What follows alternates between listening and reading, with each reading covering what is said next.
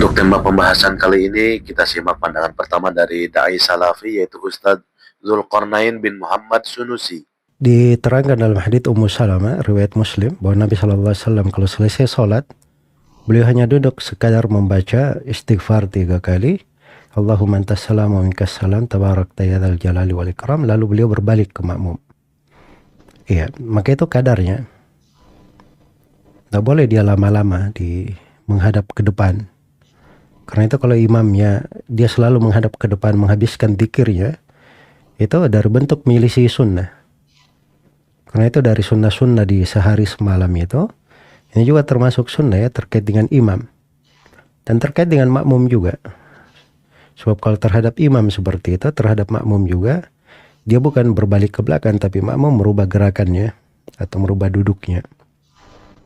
Di sekadar bacaan itu. Iya. Maka itu duduk yang sebentar saja. Lalu dia menghadap kepada makmumnya kalau dia imam. Kalau setelah itu dia mau balik lagi ke arah yang lain, nah itu kembali kepadanya. Semoga Allah beri taufik pada semuanya. Berikutnya pandangan dari Da'i Muhammadiyah, yaitu Ustadz Mujiman. Dan bagi imam, itu hendaknya ketika hendak berbalik menoleh ke arah makmum, maka berbalik menolehnya tersebut sesudah menyelesaikan istighfar dan Allahumma antas salam.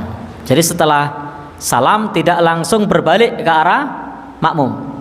Memang berbalik ke arah makmum itu sunnah. Berbalik ke arah makmum itu sunnah, tapi tidak langsung. Istighfar 3 kali, Allahumma antas salam, baru berbalik ke arah makmum. Jadi ada jeda istighfar 3 kali dan zikir Allahumma antas salam, baru berbalik ke arah makmum. Berbaliknya bisa menghadap ke arah kanan, bisa pula berbalik ke arah makmum secara totalitas. Selanjutnya dari Organisasi Persatuan Islam atau Persis oleh Ustadz Amin Mukhtar. Imam selesai sholat menghadap ke jamaah atau ke kiblat, apakah ada dalilnya? Ya. Si imam. Bagi imam ya Bu ya. Gini, ini dalilnya ada beberapa peristiwa. Pertama, Nabi balik setelah salam itu langsung ke arah lurus. Ke makmum lurus. Terkadang Nabi melihat makmum yang sebelah kiri beliau. Kaditu. Terkadang Nabi menghadap yang ke sebelah kanan beliau. Jadi tidak selalu lurus. Ini semua menunjukkan dibolehkan. Imam selesai sholat itu menghadap makmum. Bisa dengan cara lurus ke sebelah kanan atau ke sebelah kiri. Di antara dalilnya ini yang lurus. Seperti yang disampaikan oleh Samurah bin Jundab. Karena Nabi sallallahu alaihi wasallam, Nabi idza sholla sholatan, apabila beliau telah menyelesaikan satu sholat, aqbala alaina biwajhihi, beliau menghadap ke arah kami dengan wajahnya. Aqbala ala biwajhihi menunjukkan lurus, dinas menghadap. Itu contoh dalilnya. Dalil yang kedua, menggunakan bahasa dalam hadis Al-Barra bin Azib. Kata Al-Barra bin Azib, kunna idza sholaina khalfa Rasulillah sallallahu alaihi wasallam. Apabila kami bermakmum sholat di belakang Nabi, ahbabna annakuna an yaminihi, maka saya berharap senang memilih saf yang sebelah kanan dari beliau, sebab terkadang yukbilu alaina biwajhihi, beliau terkadang menghadap arah kami yang sebelah kanan dari beliau. Nah begitu juga dalam hadis yang lain, terkadang juga beliau ke sebelah kiri, tapi ke kiri paling jarang. Kebanyakan itu ke kanan dan lurus. Maka inilah kurang lebih disyariatkan bagi makmum menghadap berjamaah dengan bentuk seperti tadi. Begitu? Beralih pada pandangan dari Dai Nahdlatul Ulama yaitu Gus Baha. Kalau sampean sholat imamnya itu biasanya habis sholat madhep mana? Umumnya di kiai ini sampean tetap madhep kiblat apa madhep ngalor? Cara Indonesia. Ayo yang madhep kiblat, kiainya madhep kiblat ngaco. Yang gampang itu. Kiblat. Yang serong.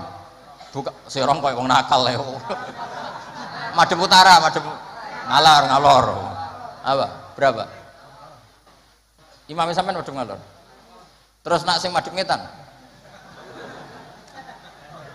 Nggak ada kan? Mau nambah jawab, oh yang madhep ngetan kubu sebelah, oh nah aneh. Ya udah usah gitu. Itu filosofinya begini. Nah ini penting ya, penting saya jelaskan. Di tek-tek hadis sahih, saya ulang lagi di tek-tek hadis sahih. Itu Rasulullah setelah salam itu redaksinya aqbala alaina biwajhi. Maka Nabi menghadap ke kita dengan wajahnya. Berarti kira-kira kalau di Indonesia menghadap mana? Timur. Tapi itu tidak konsisten. Konsisten itu ahyanan, tidak konsisten itu ahyanan. Nah, kenapa guru-guru kita tetap madhep kiblat? Karena afdhalul jihad itu kiblat. Kadang guru kita kadang menghadap apa? Utara. Tapi sebagian guru kita juga kadang menghadap ke timur, misalnya langsung ngaji. Itu filosofinya gini di beberapa syarah di Fathul Bari itu. Nabi itu kan sholat, dengerin ya, Nabi itu sholat. Makmumnya itu rata-rata itu kadang 7 kilo dari dalamnya Nabi. Dengerin ya, berapa? 7 kilo, tidak pakai motor ninja enggak, 7 kilo pakai onta. Kalau sampean bilang 7 kilo pakai motor kan cepet. Resikonya apa? Ini dengerin, awas kalau salah. Berarti kalau salah sanad. Maksudnya sampean yang salah, bukan saya. Artinya andekan, tak ulang lagi, andekan Nabi tetap berposisi menghadap kiblat, maka makmum yang baru datang tuh ngira Nabi masih sholat. Sehingga wis kadung Allahu Akbar langsung duduk karena ngiranya Nabi masih, padahal Nabi sudah tidak sholat. Maka untuk mengantisipasi itu Nabi memaklumatkan diri dengan ahwalnya, perilakunya, beliau menghadap makmum supaya ada kepastian kalau beliau sudah selesai sholat. Sehingga karena illatul hukmi seperti ini, kiai-kiai kita fleksibel, kadang madhep kiblat, kadang madhep ngalor, kadang madhep ngetan. Itu ada filosofinya, orang gagah-gagahan. Ada yang madhep ngetan terus. Pokoknya Nabi seperti ini, tidak seperti itu. Semua perilaku Nabi yang tidak wajib itu disarah-sarah disebut ahyanan. Sesekali tempo. Maka yang penting bagi imam itu begini. Yang penting setelah selesai salam itu tunjukkan kalau sholat kamu selesai. Makanya banyak yang terus astagfirullahaladzim buantar untuk menunjukkan ini sudah mulai wiridan ba'das sholat. Jadi sebetulnya kalau menurut fikih beling itu boleh saja kamu mengatakan bar salam wis bar lo dul. Tapi itu kan beling sekali masuk bar sholat. Tapi itu bagus untuk kelas kamu maksudnya supaya ada kepastian bahwa sholatnya sudah selesai. Oh, Nabi utut. Wah, ini malah lebih sesat lagi yang di belakang ini. Itu ada ilmunya, sampean cek di Fathul Bari. Supaya kenapa saya cerita ini? Biar yang menghadap ngalor ya gak fanatik, yang menghadap ngetan juga tidak. Karena itu hanya untuk menunjukkan kalau Nabi sholatnya sudah selesai. Coba bayangkan Nabi itu idola kan, sudah jauh-jauh 7 kilo. Ke situ naik unta atau naik kuda, terus ngerti Nabi masuk madhep kiblat, mesti cara sampean alhamdulillah Nabi urung salam kan gitu. Barang wis melok lungguh jebule Nabi subhanallah alhamdulillah. Lah terus makmume beling, wah rugi aku. Repot, mosok makmum Nabi kok muni rugi. Mari Nabi ra kondo nak wis bar. Perkara ndak kira-kira seperti itu. Nah, daripada perkara Nabi secara ahwal menunjukkan kalau sholatnya selesai, Nabi menghadap makmum sebagai maklumat kalau sholatnya sudah selesai. Clear ya? Sehingga kamu tidak perlu berdebat sunat mana Gus, madhep ngalor sama madhep ngetan. Kok malah takok sunat nanti. Ngaji sik lagi takok. Senengane bugat. Ya ngaji sik, alim sik lagi takok. Lah nek salim rasa takok ya alhamdulillah. Lillah. So ini ndak usah alim takok gugat. Mana sunnahnya kalau Nabi madhep ngalor? Sesuk tak takokno, mana sunnahnya cangkem elek? Kan yo ora ono. Angger wong kok mbok so. Kita lanjutkan dengan Ustadz Nun Khalid Syaifullah dari Majelis Tafsir Al-Quran. Begitu salam, kemudian menghadap makmumnya sambil berzikir. Itu tidak masalah, sah-sah saja. Dalam hadis riwayat Bukhari, juz 1 halaman 205 itu juga disebutkan demikian. An Samurah bin Jundab qala. Dari Samurah bin Jundab ia berkata, kana Nabiyyu sallallahu alaihi wasallam idza shalla sholatan aqbala alaina biwajhihi. Dahulu Nabi sallallahu alaihi wasallam apabila selesai sholat, beliau menghadap kepada kami, yaitu para sahabat-sahabat beliau.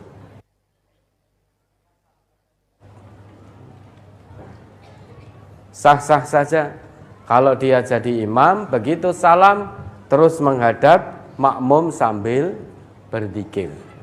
Terakhir kita simak pandangan dari Ustadz Abdul Somad. Saya sering melihat imam sholat berjamaah pada sholat miring ke kanan. Ini kiblat. Kiblat. Agak-agak kiblat sudah. Habis sholat, salam. Assalamualaikum warahmatullahi. Assalamualaikum warahmatullahi. Astagfirullahaladzim. Astagfirullahaladzim. Miring ke kanan. Miring kanan. Terus anaknya nanya, ma, ya, itu imamnya kok miring ke kanan? Rumahnya sebelah kanan. Kenapa imam itu miring ke kanan? Hadis riwayat Muslim.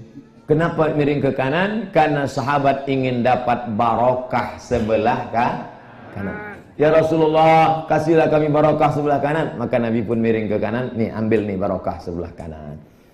Itu alasannya. Tapi hadis riwayat Bukhari ada Nabi tidak miring ke kanan. Nabi ngadap ke jamaah. Bedanya sekarang banyak imam kalau ngadap ke jamaah dia nunduk. Kenapa dia nunduk? Dia grogi, makmumnya melotot. Kalau Nabi dulu ngadap ke jamaah, Nabi meriksa. Asyahidun fulan, asyahidun fulan, asyahidun fulan. Mana si fulan? Mana si fulan? Mana si fulan? Mengapa tak datang sholat berjamaah? Inilah hadis yang belum pernah saya amalkan. Andai saya gubernur, saya bisa tanya, mana kepala dinas, mana kepala badan, mana kepala kantor, mana yang berkepala, mana yang tak berkepala. Itulah pentingnya anak-anak kita yang tadi paham agama menjadi pemimpin, maka dia bisa mengontrol jamaah. Yang miring ke kanan baik, yang menghadap ke jamaah pun baik. Gak usah dipermasalahkan. Yang langsung imam selesai langsung pulang, mungkin dia sakit perut.